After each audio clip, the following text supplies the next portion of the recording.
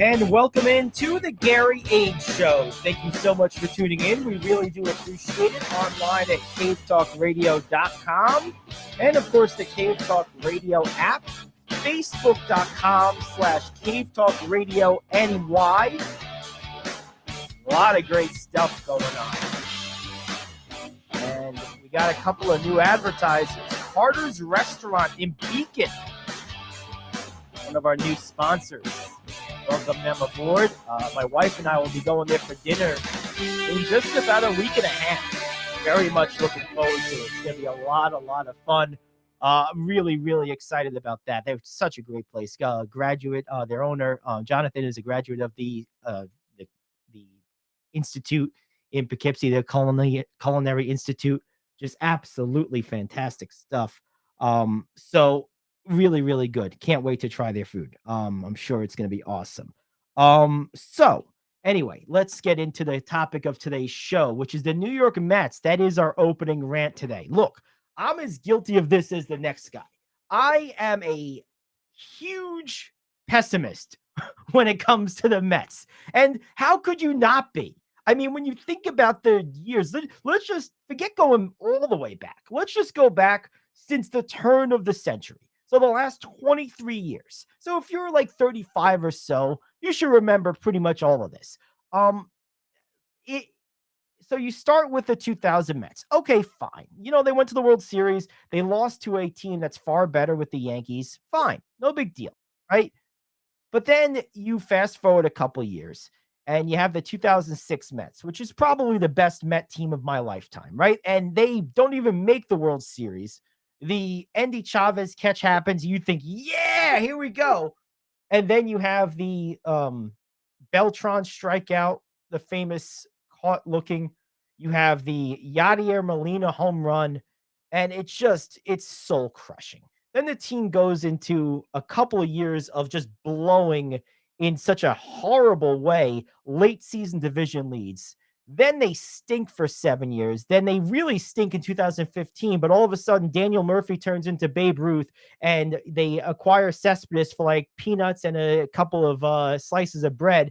And the guy goes and turns into Lou Gehrig for 3 months. And boom, they're in the World Series, only to lose to the Royals. Yeah, that team that's been worse than them, worse than pretty much everyone in this century, save for like a year and a half where they were good, and they beat the Mets in the World Series. And then that stinks. But, that was like found money, that 2015 World Series, because that wasn't a good Met team, really. They got hot at the right time. And that was still run by the Wilpons, who basically claimed to be billionaires, but they shop at Aldi, the flea markets, and at Dollar General. They go and buy like their version of cheeseburgers are those crappy frozen ones in the single package at Dollar General.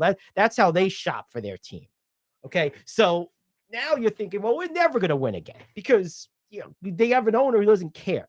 Everyone remember Jed Lowry? I remember Jed Lowry. He played like 35 seconds for the Mets and we paid him like $35 million. It was a pretty good deal for Jed Lowry. Now you get the new owner. All right, we're there. But really, since Cohen's taken over, they've had some splashy signings. They have one of the highest, or actually the highest payroll in baseball. But Francisco Lindor stinks. Max Scherzer got old overnight. And Justin Verlander seemed to get old overnight, except yesterday he had a renaissance game. 6 strong innings, 6 strikeouts, only 1 run allowed. Really good performance. But his ERA is still in the mid-4s. That's not Justin Verlander. Now, I'm trying to be somewhat optimistic about this. I'm trying to be somewhat glass half full here. Because remember, Verlander didn't start the season. So as much as it's not early for anyone that's been playing the whole year, it's kind of like mid-May on Justin Verlander's timeline based on when he started pitching. So maybe he just needs to get into the flow of things. Maybe this will spring things. I'm a little more, put it this way, I have a little more hope that Verlander will still figure it out than Scherzer. Because if you really look at it closely with Max, his stuff has been a problem since way back on the middle to late part of last year's regular season. And he was terrible in the playoffs. He's been terrible kind of ever since. He's kind of done. He looks done to me. But But you know what? You know who doesn't look done? At least last night, Verlander doesn't look done, and he hasn't been dead with his performance. That is for so long. So I still have some hope. And the other thing you have to have some hope with the Mets. I'm trying to put my best spin on this. Is like I've said a couple of times, they have so many young hitters that ultimately the expectation that they may become much better offensively as the season goes on, I think is a reasonably likely one. Between Vientos and you have, of course, Alvarez and Beatty, and you have this other kid, Ronnie, coming up. I forget his last name, starts with an M. I can't pronounce it. Um, between all of that, there's a reason to hope. And, at some point, maybe Francisco Lindor will remember how to play baseball and not hit 213. Maybe he'll hit 235. Ooh, you know, but that would be helpful. They're going to get Pete back at some point. I'm not too worried about Alonso. He's basically a rock. I don't worry about this guy's injury history. So there is some reason to hope. Now, the one thing that concerns you if you're a Met fan is how good Atlanta is, right? I mean, that really is a problem. They were clearly better than them late last year, even though the Mets were better than them most of the year. They gave up the division. And this year they've been so obviously better than the Mets.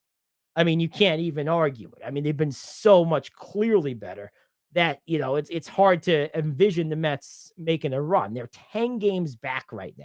10. And you're not catching Atlanta. Now, you might catch the Marlins. The Marlins, to me, are not as good as their record. They're one of those teams that I'm feeling is primed to fall back to the pack a little bit. Philly surprises me. I don't know about Philly. The fact that I'm sure guys in Philly in our shoes are having the same type of conversation about the Phillies that we're having about the Mets right now. They're equally disappointing. So I don't know about them. Washington's a non-factor. But the Marlins, I think, will fall back a little bit. And I believe the Mets, because of their younger hitters, will be better offensively in the second half than they are right now. But this pitching is a concern. So the best I could say is I have a little hope for Verlander to turn it around. I don't have so much for Max. I have a reasonable amount of optimism that the offense will improve as the young players get more at bats. And I have a reasonable expectation that the Marlins are going to, fall back to the pack a little bit. I don't know about Philadelphia, and I'm pretty certain no one's catching Atlanta. So with that said, now you start looking at a wild card. And because of the way things are structured, wild cards, unless you're absolutely horrendous, Washington, um, you are almost always in a wild card hunt, right? Like there's very few teams that are totally out of it. In the whole National League, there are 3 teams that are more than 5.5 games back of a wild card. Those teams are Colorado, Washington, and amazingly St. Louis. The Mets, where they stand right now, are 4 games back of a wild card. So they're not buried, but they have to play better and they need to pitch better. That's the bottom line, Rich. Well, pitching starts with the people who haven't been pitching well at the start of games and ends with the bullpen. Yeah, the bullpen is scary. And right now, both are subpar for the most part. The bullpen is bad. It's very bad. Yeah, it's not good. It's bad news. But they have to do something. They have to do something about that. I think they need to do something, period. I would even be willing to entertain trading one of these kid offensive players if I could get a starter and a reliever that are controllable and solid back. Like if you got me like like someone like Bradish for Baltimore, for example, or Stroman, or someone of that general, not those guys specifically necessarily, but someone of that general aptitude, and a reliever of a similar pedigree or slightly worse. And you said, okay, well, we're going to trade Brett Beatty for that. I probably would do it. only because I think that this team really has to be competitive the next couple of years.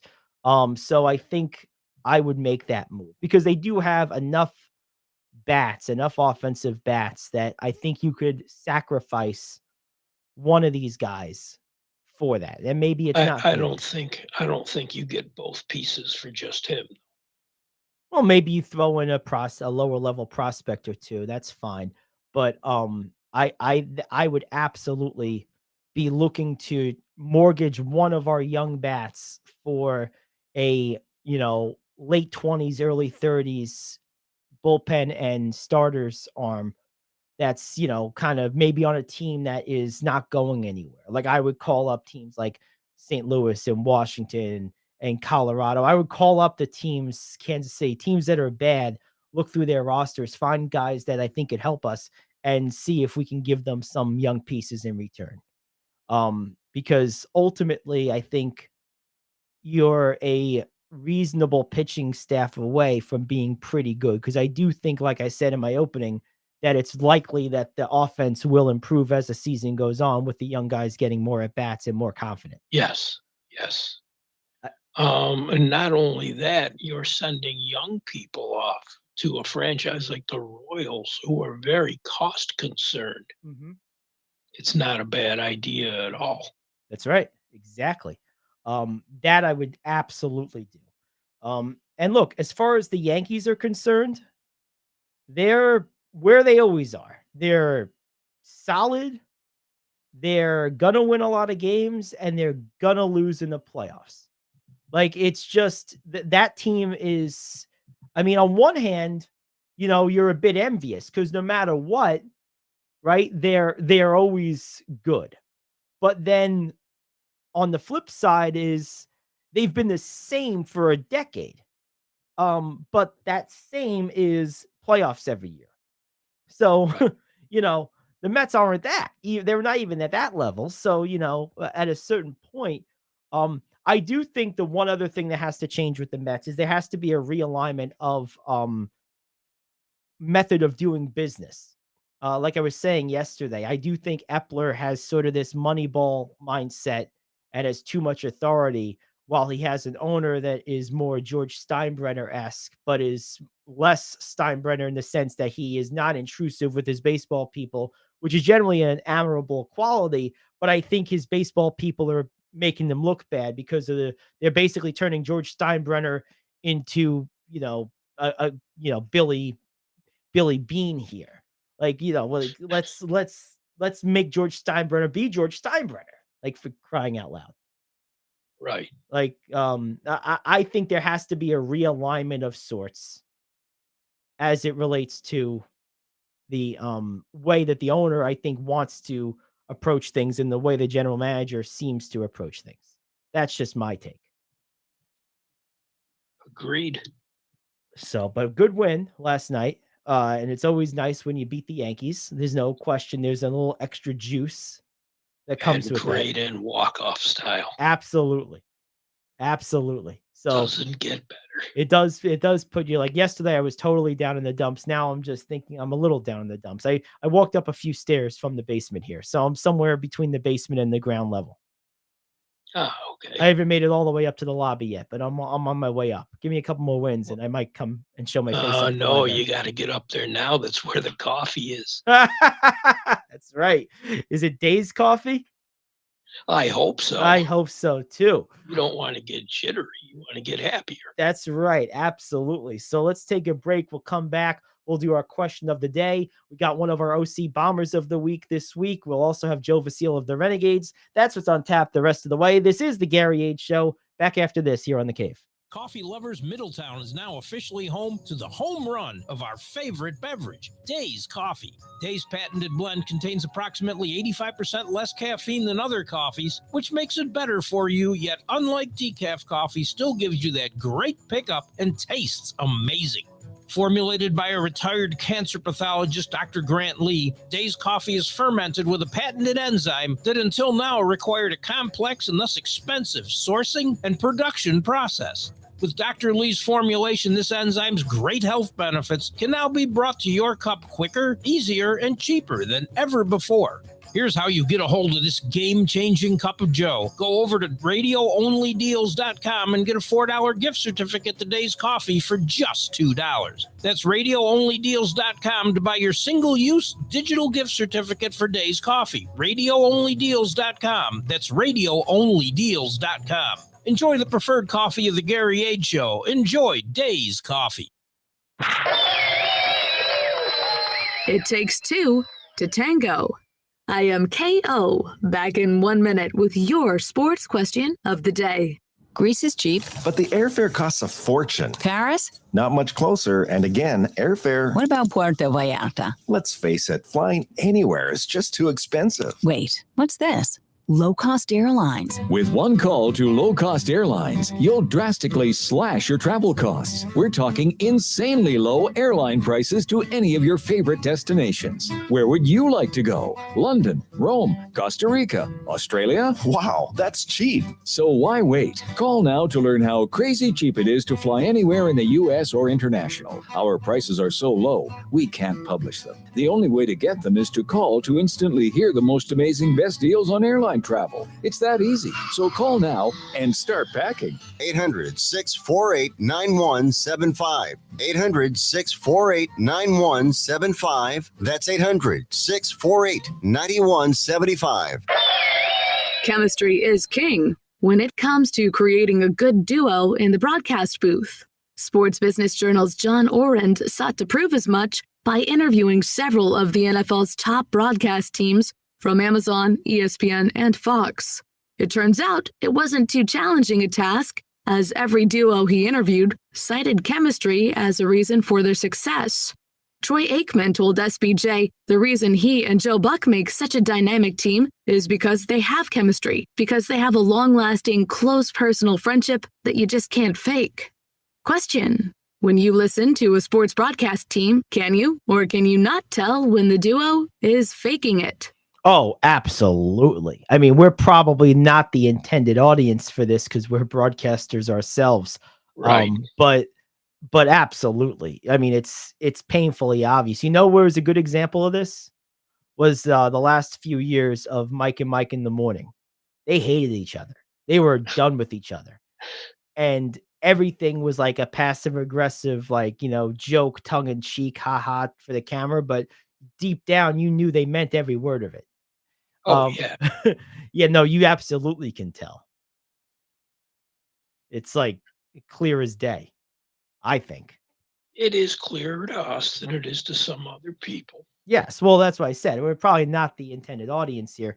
But I think that one way to tell is, do they talk over each other?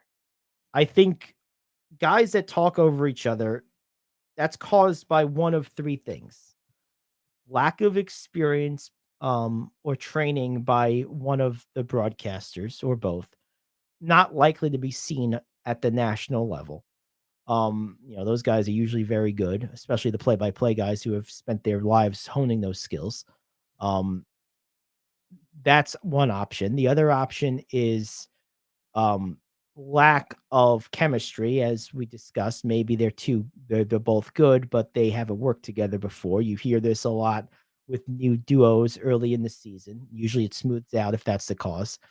Or the third option is you just don't like each other, so there's lack of a respect there. So I think less of cutting someone off that I don't like than someone I like or respect. So if you find a pair, this is the way I do it. If you find a pair that have worked together for a long time, it's not lack of chemistry at that point.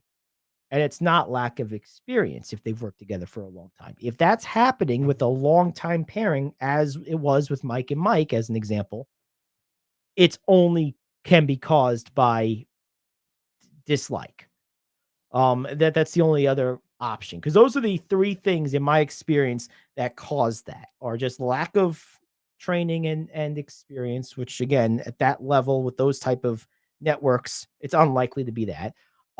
The lack of working together for any length of time, which does sometimes happen, but you can always usually tell if that's the cause, because within a month or two or a certain number of games, that tends to resolve itself, or they just plain don't like each other, don't respect each other, so they have no problem, like, talking over one another. Very true. I mean, I remember seeing this, another pairing that used to clearly not like each other was Dan Schulman and I think it was I don't know if it was A-Rod yet. Trying to remember who it was. You know who it was? It was Jessica Mendoza. Like, she didn't really bring a lot to the broadcast, and I think they just didn't really respect what she brought because it wasn't much. Once they brought in John Smoltz, it was the three of them. That's what it was. It was Smoltz, Mendoza, and Schulman, and it just seemed like Mendoza was like a third wheel, like just not necessary. Like, I hear this in local radio too. Peter Rosenberg is like an unnecessary third wheel with the Michael K show in New York. So I think that's another time when you start to see this, is when there's just like a feeling that one of you isn't necessary among your on-air partners. And I noticed that with that trio as well. And Schulman's the one that left, which is the funny part, because he was by far the best of the three. And he's the one that went remember bye-bye. that. Mendoza's gotten better, but it was not an ideal pairing. Well, you just didn't need three people in that booth. I mean, Smoltz. Three's hard, Gary. Well, it is, and it's only really useful if you don't have like someone who's like excellent. Like the Mets are a good example of this. Keith is good, but he's not excellent. Ron is not as assertive as he should be. He's really good, but that's why that trio works, because there's no like Tim McCarver or Joe Morgan in that group. There's no like really over the top great analysts. So having two that like and respect each other works. Smoltz is a rock star. There's no reason to put anyone with Smoltz other than the play-by-play man and let the two of them rock. There's no reason Smoltz needs to be in the three-man booth. He's way too good. Very good. Very natural. Oh, so natural. He's just a natural for it. He really is. I wish he would do every World Series. I wish him and Schulman were the World Series pairing every year. I would love that. They were awesome together. So there's just the wrong booth to interject a third person into, is whether it was Mendoza, A-Rod, or anyone else. It just was the wrong booth to do that with. So there you go. All right, let's take a break. We'll come back. We got our OC Bomber Player of the Week coming up next. This is the Gary Ayd Show here on The Cave.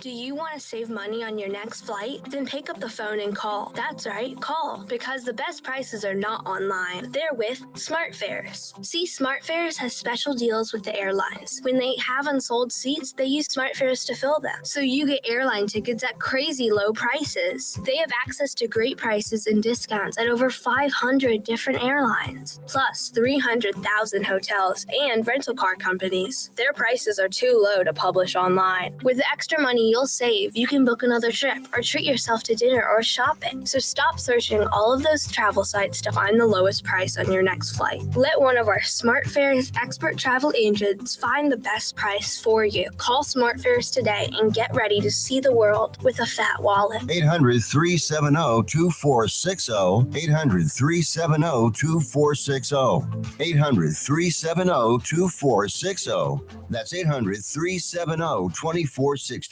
Come on, you watch the news. Be prepared to pay more taxes. Then if you owe back taxes or haven't filed in a few years, get ready. The IRS, the largest collection agency in the world, will be coming after you with the power to collect taxes by any means they want to. Hey, they can freeze your bank account, your passport, even padlock your business. Oh, good times. Look, if the IRS claims you owe them $5,000 or more in back taxes and they're coming after you, don't panic. Call my friends at Get a Tax Lawyer first. Their job is to negotiate with the IRS and save you money. They're experts at it. That's all they do, and you can trust them. In some cases, they have reduced a $50,000 tax bill to less than $1,000. If you owe the IRS $5,000 or more in back taxes, call now for a free consultation. Call 800-649-8617. 800-649-8617. 800-649-8617. That's 800-649-8617. All righty, welcome back to the Gary Ayd Show here on The Cave, cavetalkradio.com, and the Cave Talk Radio app. We are joined now by one of our OC Bomber Players of the Week, Marley Northup of the 14U More team. Hello, Marley. How are you? Hi, I'm good. Good. Thanks for joining us.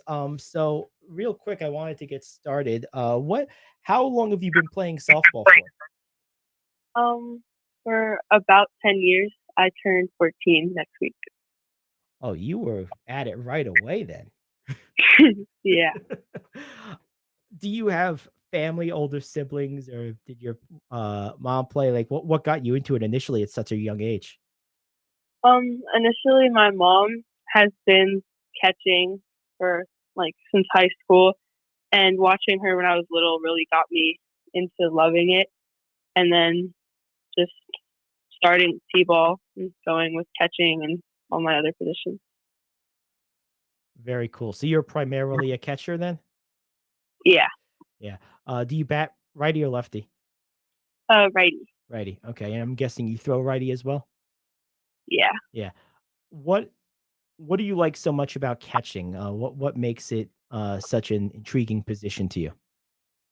I just love being a part of every pitch and being able to see the whole field, telling my middle infielders and my corners where to go, calling pitches, all of the things just for the whole game. Yeah, you really, like you said, you're involved the whole time. You ever get if you're back there or maybe a pitcher is either shaking you off or perhaps just not executing their pitches, you ever get frustrated back there? I try to keep it in, but when I see them shaking off pitches or not having confidence in themselves, I like to just call time, go talk to them, and give them confidence. Yeah. What's the in your estimation, what's the most important role of a catcher? Is it managing the pitching staff? Is it calling a game, framing pitches? Like what do you think is the most important part of the job? Because there's so much that goes into it. Yeah, I think the most important part is not even just calming down just my pitchers, all of my infield and outfield, being able to call time and call them in, just calming all of them down after they make a bad play or they get down on themselves after a bad at bat, just calming all of them down, having the ability to do that. Now, how long have you been associated with the Bombers? About 2 years. This is my third year with them right now. Very cool. Now, obviously, we know there's a lot of different teams at different age groups within the Bombers organization.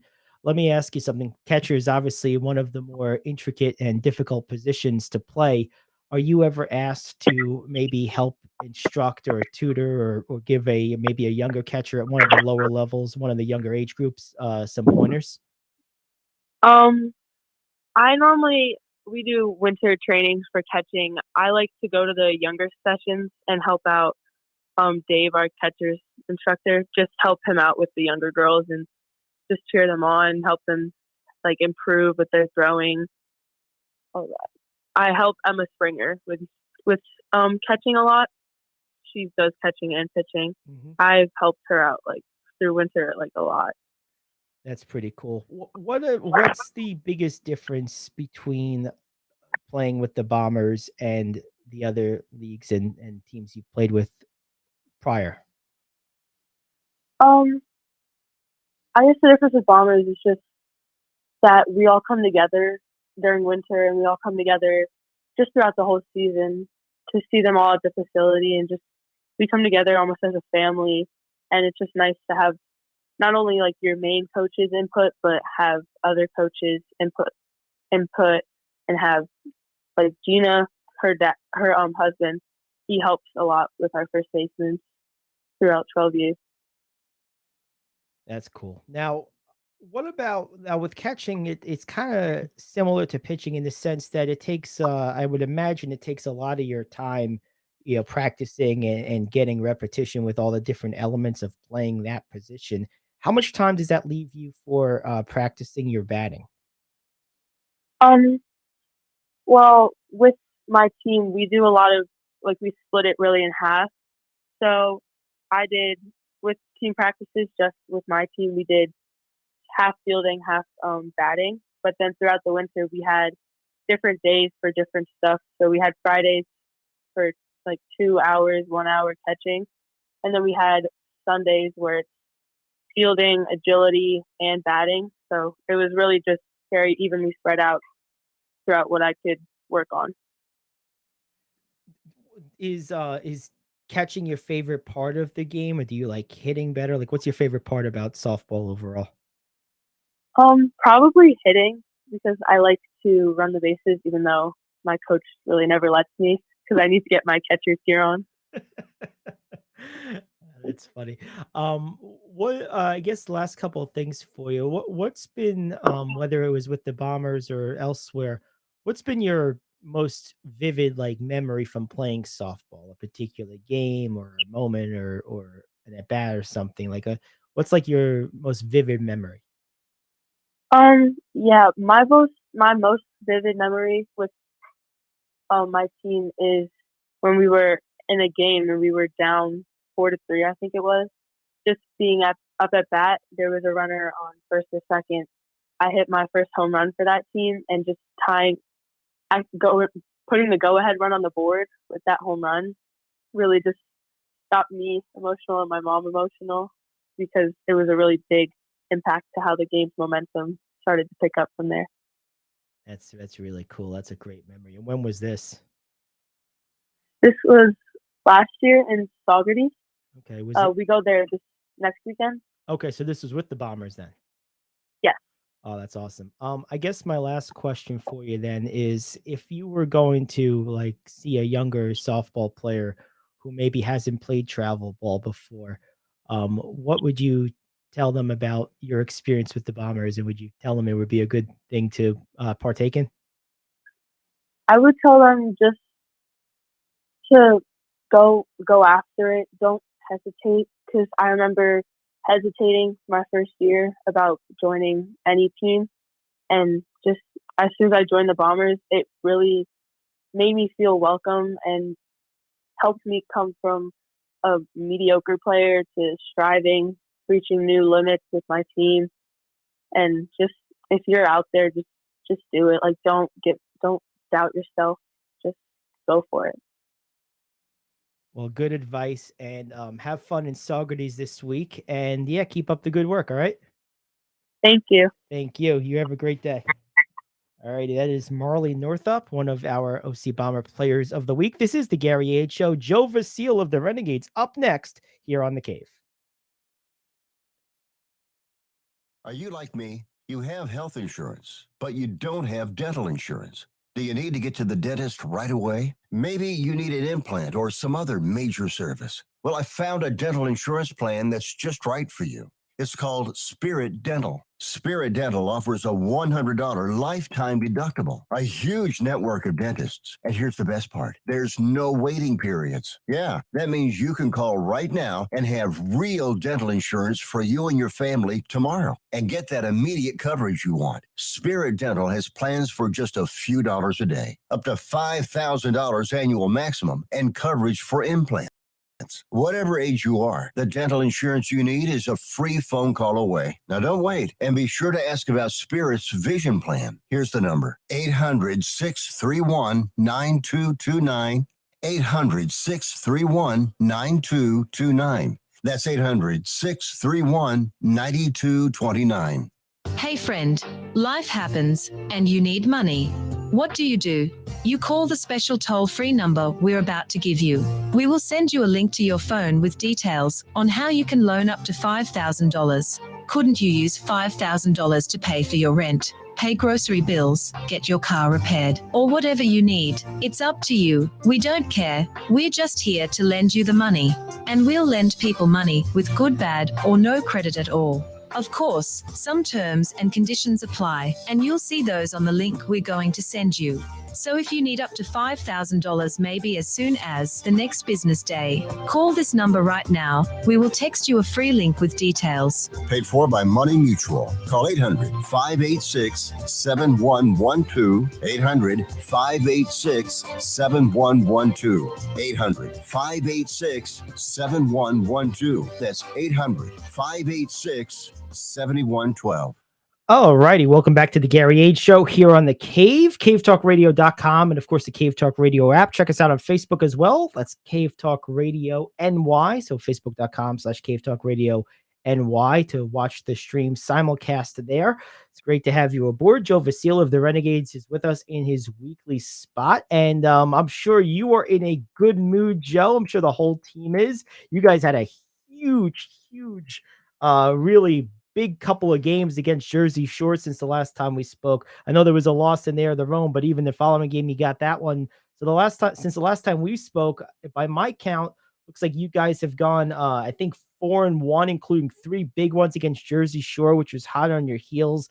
The team must be feeling great right now. Congratulations on a great stretch of ball. No, thank you. And that's exactly right. The team is feeling really good about the way they were able to close out the Jersey Shore series with 3 straight wins over the weekend, including back-to-back shutouts on Saturday and Sunday. Just continuing to get some really good pitching performances. Team's got the lowest ERA in all of minor league baseball in the month of June, and that includes, the loss on Tuesday to Rome to start the series. Able to bounce back yesterday with a 4-2 win, and it's a good feeling with the team right now. I think there was, some questions maybe 3 weeks ago, and when we've been talking, it felt like the team was leveling off a little bit, but they've really picked it up. 7-3 in their last 10 games and trying to finish the first half strong. First half ends next Thursday. Right now, the Gades are 1 game up with 7 to play. So a lot still to get going on over the next couple of weeks, and should be fun. And, it's one of those situations where, coming into tonight's game, you might have seen on social media that Chase Hampton, one of our best starting pitchers this year, just got promoted to Double-A. He would have started on Saturday for the Renegades, and obviously that's something that hits a little bit hard, but I think that the spirits are still pretty high going into these next few games. And I would imagine too, given the dynamics of what minor league baseball is, that something like that, as much as it might hurt on the field, probably buoys the spirits of the remaining guys, because I mean, I would imagine they're happy to see it for him. He's clearly earned it, and that's kind of what everyone wants, right? That's what everyone's there for. Exactly. Everyone was really happy for him, and it's one of those things where we're like, you probably understand it, but guys sometimes, they always feel like, all right, I'm doing really well. Is it going to be my time to move up? And they're sitting around waiting, like, all right, I'm doing everything that I'm supposed to be doing, that they're telling me I'm supposed to be doing. And I'm still here. I'm not progressing, and it's not necessarily that they're, trying to get out, but they're trying to advance their careers. And then to see it pay off for one of their teammates, and really a few of their teammates over the last couple of weeks, I think lifts everyone's spirits. It's like, all right, if I keep doing these things, my day is going to come, and hopefully selfishly for me and for everyone else here in Hudson Valley, it happens after the Renegades win the first half and clinch the playoffs, that these guys can go on to Double-A and try to help the Patriots into the playoffs this year as well. But yes, it's something that I think everyone looks at and goes that, all right, while it might hurt us on the field for a little bit, it's going to be a positive thing for us morale-wise in the clubhouse, because, you're just so happy for your teammate, that guy that you've been going out there battling with for these first couple months of the season. And you're hoping to perform well enough that you can go join him up there. No question about it. Absolutely. And, one thing too, that I think is interesting about the stretch of games here is it comes at an auspicious time, a good time for the team. As you mentioned last week, Joe, we're closing in on the end of the first half, and that might about solidify the team's position based on the standings as it right now. It certainly went a long way to doing that. Yeah, and it certainly is right. where there's so much, there's a ton of time and things all happening at once. And you can kind of get lost in that shuffle of things. Sorry about that.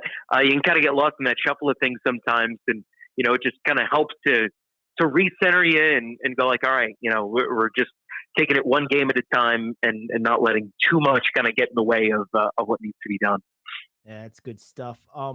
What's been was there a moment in one of these games that was memorable to you, that was like maybe a moment of high suspense, or maybe a moment that just felt like, okay, this is the start of something? Baseball's rhythmic like that, as like sometimes you'll get a hit and you'll think to yourself, well, you know what? I think that's going to really spark something. Was there a moment like that, given you rattled off so many big games back to back like that? Yeah, I think Sunday was really full of those kind of moments in the late innings. Renegades are only leading 1-0 in the late innings, and Jersey Shore gets a runner on, and then all of a sudden he gets to third base with nobody out in the 8th inning, and he was stranded on base, and that was such a huge moment because Renegades got their run early on in that game and had a couple of opportunities to tack on, didn't take advantage of those offensively. And then all of a sudden, you're at a point where it's like, oh no, you've been pretty much in control this whole game. It's never been in danger, and now all of a sudden, Jersey Shore's got the tying run 90 feet away and 3 chances to get him in. They weren't able to do it, and to me, that was just like that was kind of what a playoff race is all about: is those moments between rivals. And the 3 games that the Renegades won against Jersey Shore over the weekend took the Blue Claws from being a half game back to being 3.5 games back, and so they were huge for that reason as well, to get some separation. If Jersey Shore had won that game on Sunday, they only would have been 1.5 back coming into this week, so things would have been a lot closer. But as it was, the Renegades bullpen has just been so good over the last 2.5 weeks that they were able to lock it down. And there were a couple of times like that on Saturday as well, when it was looking like, all right, it was maybe a 2-0 game at this point, and all of a sudden Jersey Shore gets a runner on, and they've got a big bopper up at the plate. It's like, all right, one swing and we could be tied, and it just never came to fruition because the pitching was just so good that they were able to lock down and make sure that they did what they had to do, which is funny because there haven't been a ton of like late inning drama in these games. A lot of the run scoring has gone on fairly early on, and the pitching has just been so good that it's been about trying to hang on to the lead and maintain the lead, rather than something where Hudson Valley has had to mount a late comeback. Maybe I can put you guys in touch with some guys from my Mets and get a couple of pitchers over there pitching good. I know that's not the affiliate, but man, I'll tell you what, help a brother out, man. Although they did win last night with a nice walk-off. That was good. Yeah. So now one guy, Spencer Jones, of course, has gotten a lot of publicity and talk over the season, which is well-deserved, of course. But one guy I want to kind of shout out here today a little bit is Aaron Polinsky, who's been an absolute monster in 352. Yeah. He's got 12 homers. I mean, talk about this guy and what he's like, what it's been like watching him every day. I mean, he's just a great professional hitter. He has a great knowledge of the strike zone. He doesn't swing at a lot of balls that are outside the zone. And when he gets a pitch he can handle, he just absolutely crushes it. As evidenced by the home run numbers and, the batting average numbers that you just, put out there. 352, 12 home runs, tops on the team in both of those categories. Still team leader, or maybe I think he actually might have just gotten past, but among the team leaders in RBIs this season as well. It's his second year here. He's a little on the older side, but a lot of that just kind of has to do with the COVID seasons and things like that, kind of messing things up. We're generally an older team, so I don't put too much stock in that.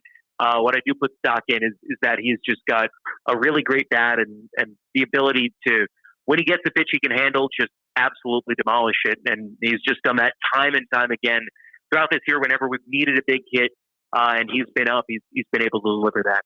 There we go. Well, you guys got, of course, coming up here, few more games. I know it's been we're in the throes of the season right now. Baseball's like that. It's rhythmic and also it's daily. It can get to be a grind. How do you stay kind of on message and on point coming off of a high like that? I mean, this was like a really big weekend, and now right back at it, back on the road coming up pretty soon. Although you do have a few more in at home against Rome. How's the team? How's the team looking going into tonight's game?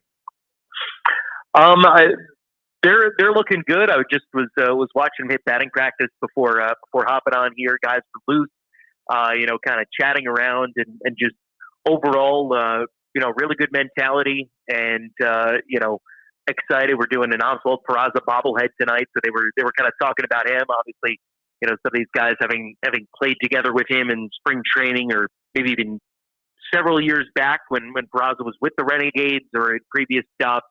Just kind of talking a little bit about him and that.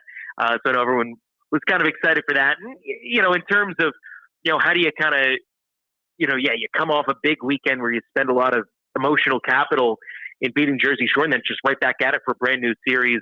Honestly, a lot of it just comes down to making sure you use the off day on Monday to your advantage and really relax, unwind.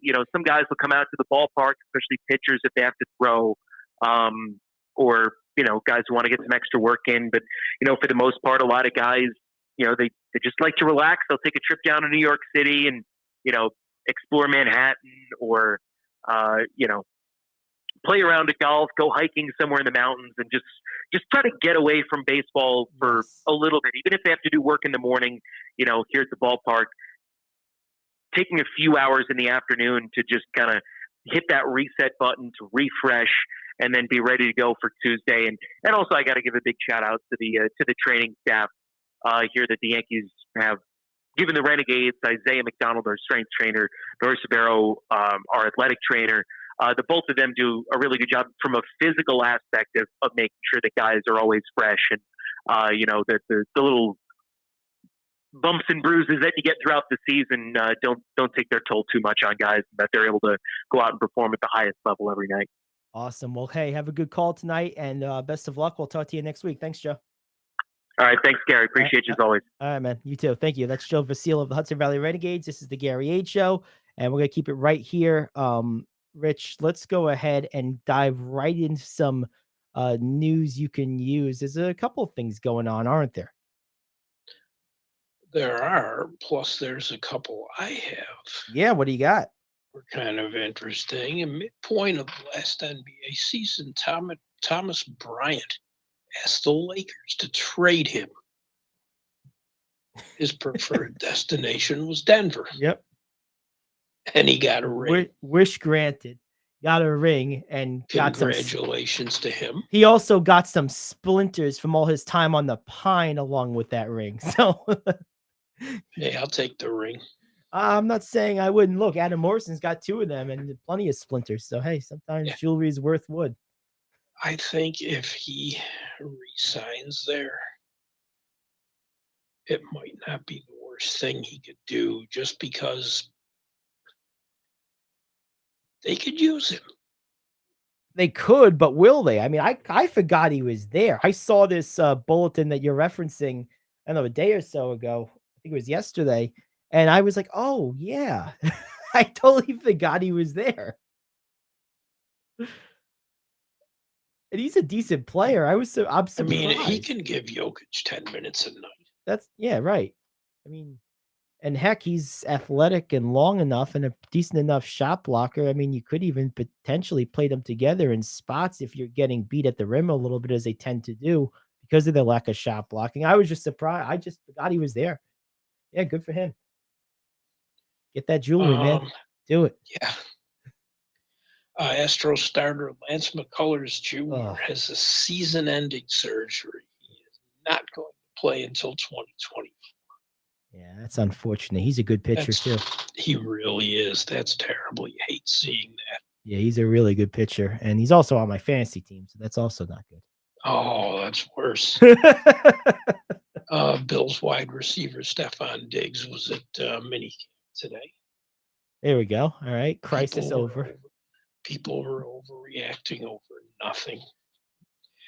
Hearing some of the Buffalo comments, trade them. Man, they love getting rid of like really good players in their teams, don't they? Why? Yeah, New York sports fans, whether it's Buffalo or New York City, seem to have the same amount of common sense, which is to say they have none. Like, why would you trade like Diggs? He's your second best player. Him and Allen are like an item. They're probably, when it's all said and done, they could very well be like ranking members of like the NFL's all-time quarterback to receiver duos. I mean, they're that good. Why would you break that up? That's just stupid to even think. That's like idiotic. I don't understand that stuff. Fans can be really stupid. Yes. There's no requirement of intelligence to be a fan. Very true. I'm a Clippers fan. Point well proven. There we go. Zion Williamson's available. Oh. The Pelicans are looking for a top 3 draft pick. They want to get Scoot Henderson. Mm-hmm. They would rather give up Williamson than Ingram. I don't blame them. I don't either. Williamson's played in 114 games in 4 seasons. It's like none in 2021, 22. Do you think I'm giving you the second pick in the draft for that? You'd be foolish to. I know people point to his production when he plays and say, well, if he can stay healthy, but you know what? Like you said, it's not 1 year. It's not even 2 years. That's 4 seasons. That's like maybe like a fifth of a career, right? It's not a small amount of time. And yeah, he's played what, 25-ish games a year, basically, is what that averages out to, right around there, 27, something like that. It's an odd number. It's not a clean number, but it's right. It's under 30. Right. You know, so, and the yeah, weather's really nice too when it doesn't rain or snow. Yeah, exactly. So, you know, that's what they say in Seattle. Saying he plays well, or here. Yeah, right. Or Buffalo, saying he plays well when he plays is a non-starter for me. Yeah, I agree. Now, would I take a flyer on him for a reduced cost? Maybe, depending what team I was. Like, if I was the Knicks, would I take a flyer on him? I would, because they don't have a top 3 pick. Whatever pick they do have, given their current roster, I would trade it for Williamson. But, you know, I'm not keen on giving him a huge max extension, because he got 1 year? He has one. Right, because did they sign him to an extension already? Like, he's got what? How many years left on his contract? Is it 3, 4? I thought he was coming up on a deal, because, like, the problem with guys like that is I could see him getting healthy just enough in time to get a contract and then go back to being hurt. These guys have a way of doing that. But, you know, I would take him. No, he's not a free agent until 2028. He signed a 5-year, $195 million Oh, so deal. I have to take that whole contract. I gotta tell you, you know, you're the way I would look at that is I'm doing you a favor by taking him off your hands. Like, you'd be lucky to get a first round pick and a role player out of me. Like, I would trade you like Evan Fournier, my first round pick, and I guess, like, you know, maybe like one other piece to make money work. Like, that would be it. Like, that's all you'd get. I could turn and take those 3, that capital, into something better that plays 80 games a year.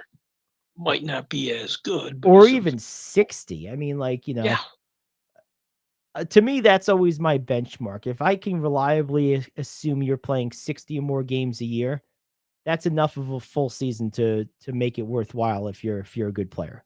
That's how I see it, is 60 or more. That's sort of my threshold. But Williamson doesn't even play half that. Right. Right. He plays 28 games, Right. 27 games a year. Right. Not good. We got a couple more. Oh, yeah. Royals first baseman Vinny Pasquantino is done for the season with a shoulder injury. He's a good young player, too. A Royals reference. In In the music business, they call that a deep cut. That's right.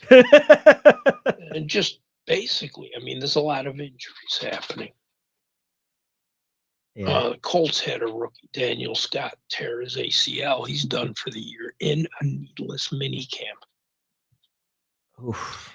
That's even worse. And props to TNT. They finally got to cover their first championship. Good for them. Because ESPN has the NBA, and they have it every year. TNT covered the post-game on-ice celebration with shots from a drone flying around the arena, and it was spectacular. Top that next year, ESPN. All right, we'll see what they do. I am one thing I'm gonna kind of end up closing with tonight is I had a conversation with a friend of mine who is a big golf guy, and he knows a few people in this sport, and we were talking about the ongoing merger, and he had never thought of the potential issues of Saudi Arabia having like monetary and personnel control over a major US sport, particularly one like golf, which is very much a business dealings sport. It's the ultimate business dealing sport. And when I explained to him what I had talked about a couple days ago here, he was like, "Wow, I didn't think about that, but that could be a big problem." So he recognized it immediately after I explained it to him. So it's good. That's going to be something I'm going to be paying a lot of attention to with golf is exactly how much cultural influence Saudi tries to exert through that game. It's a lot different now that they have a formal ownership stake versus just buying stuff and having money involved. Like China is a good example with the NBA. Like they have no formal ownership of the NBA. They're one of their biggest customers, but as we remember with Silver, when he backed Daryl Morey at the expense of a lot of money and a long time of rockiness after that, but it eventually smoothed over. And that was great leadership. You couldn't do that if China had formal say so in the matter, as Saudi now will with golf. So it's going to be interesting if a scenario like that ever arises in golf. I don't know that the PGA will have the autonomy to handle it properly, even if they want to. So that's just something to keep an eye on. Very true. Very true. I mean, Silver wants Saudi money in the NBA anyway. Right. Well, the thing is, he's very welcome to it, but that's not total ownership. Well, that's the difference. It's a key difference. Like capitalist organizations are gonna go where the money is. It's their duty to do. Right. But having a major customer as China is to the NBA and having a co-owner as Saudi now is to the PGA are two very different things. Yes, absolutely. So there we go. That's what I wanted to end on. What do you got? Real quick, did your friend pick a winner in the US Open? He did not. No. I'll throw one out there. Scotty Scheffler. All right, let's go. He's hitting it real good. Oh, and by the way, as far as the merger, there's so much stuff that has to be worked out. I don't think you're going to see, if it goes through, anything happening until at the very least 2025. Yeah, no, it's just as it's framed, this is my principal concern.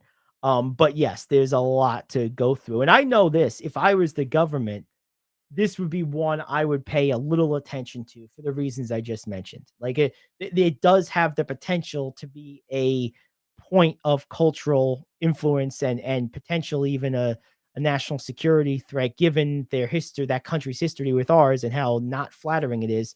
That would be something I would be keeping an eye on if I was the government. Yeah, normally I like the government out of this stuff. Oh, me too. This time I don't. This is probably the first time in my life where I've ever advocated the government be involved in a sports related deal like this. It's the only time in my life I've ever thought that was a good idea. But I think absolutely. I think it's necessary this time. I agree. So there we go. All right. Well, that does it for us. We'll be back tomorrow. More Bombers and maybe some Smash as well. We will see you then. Enjoy the rest of your day. This is the Gary Ayd Show here on The Cave.